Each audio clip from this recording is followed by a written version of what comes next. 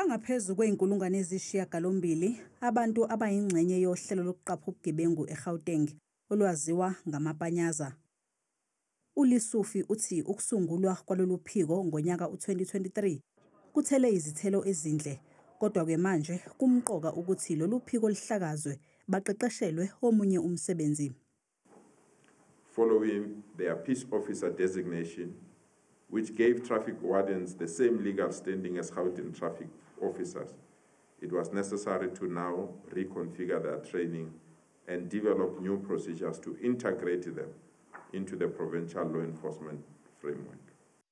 Ukusuka manje sebezoqeqeshelwa ukuba ngamaphoyisa omgwaqo ngaphansi komthetho obhekele ezemgwaqo, hayi amaphoyisa.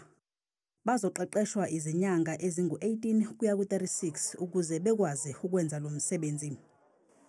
They will now be repurposed to be part of the Gauteng Traffic Police and Special Law Enforcement Units SLEU and other strategic security partners that will work with them.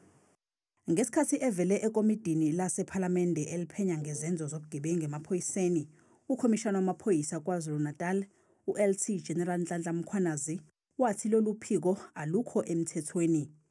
ULesufi uphendule kanje uma ebuzwa ngokuba semthethweni kwalolu phiko.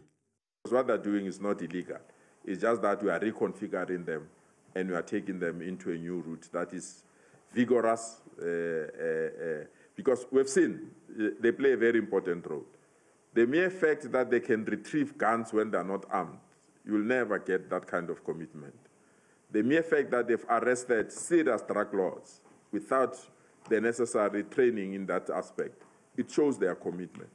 Ukuhlakazwa kwalolu phiko kuzokwenziwa ngezigaba ezehlukene, kanti-ke labo abangeke bethathwe njengokuba amaphoyisa omgwaqo bazofakwa emsebenzini eyehlukene yokuqapha ubugebengu kuhulumeni.